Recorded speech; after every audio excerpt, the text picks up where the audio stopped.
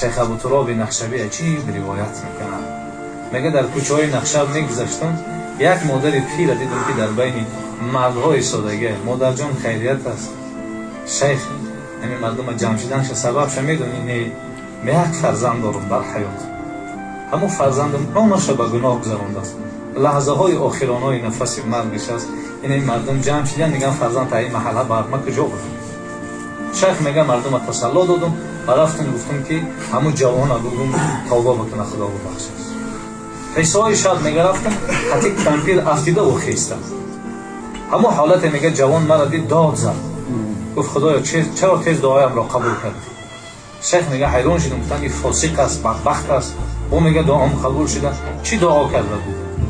دعا یکم و همین بود، پروردگارا من بسیار گناه کردم، از تو یک خواهشم همین است، پیش از روزی که عزراییل به سر من روی میکنه شیخ روی کرد، بی خدا مرا ناامید نکن، تو خودت ناامید، تو خدا مجبور کرد. دیگه من گناه زیاد کردم، اگر من توبه بکنم خدا مرا میبخشه، ولی در راه رحمت خدا باز از توبه بکنم. شیخ میگه آمدم خواب رفتم، در خوابم حبیب خدا که حدیث داریم، حبیب خدا میگه هر کسی مرا در خواب ببینه در حقیقت دیده است، زیرا شیطان رنگی مخشی کرده. حضرت جان شما در کوچه‌های نخشوی، بله امروز یک جوان توبه کرده است، الله توبه او را قبول کرده و او جوان از دنیا گذشته.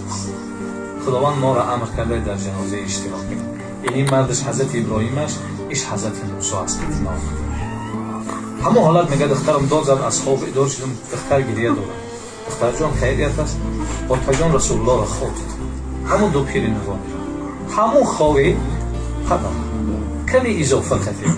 هر کسی جنازه همین را بخونه، هر مشکلاتی داره الله به فضل و کرمش مشکلاتش دور کنه. هر دو هم حالت هم مادر افتیده و خیسته میآید پیش شیخ رسول الله را خواب دید. همون خوابی شیخ قطیفه است، مادر است، پدر پدر است. همون جینجه های روهاشون هم میبینیم، والله اینو طرف جنت میبرد. اگر میخواین دعاتون قبول شود، چهره او را نگاه بکنین، دعا بکنین، الله قبول میکنه. مادر پیر کنار فرزندش خیرات میکنه، بچه‌ام بشیجه. یه روز من پیر و ناتوان شدم، خطیت گپ میزنم، بعضی کلمه‌های مرا نمیفهمید، ناراحت نشم، زیرا زمانی بود تو هم گپ میزدی هیچ کلمه نمیفهمید، من میفهم. این روز من افقاد میکنم، لباسام چیپین میکنم، مرا جنجال نکن، زیرا زمانی بود تو هم لباسات افلاس میکردی، من میشوشتم متقاضا میکردم. این روز من راه گشته نمیتونم، این دستی مرا کشته نکن، زیرا زمانی بود تو هم راه گشته نمیتونستی، من همین قامتی بلند خم میکردم، تو را آغوش میکردم.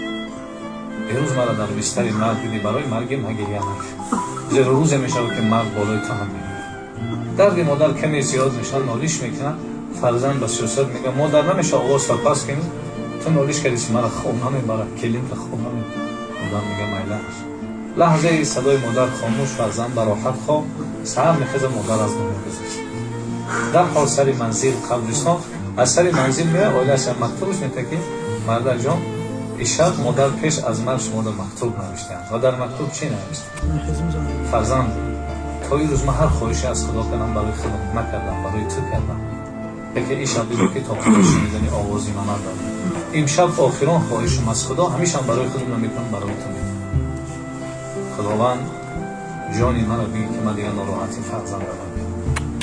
مادر به مرگ خود راضی است و ناراحت شدنی فرزند راضی نیست. پروردگار از همه ما و شما قدر مادر گذشته باشد.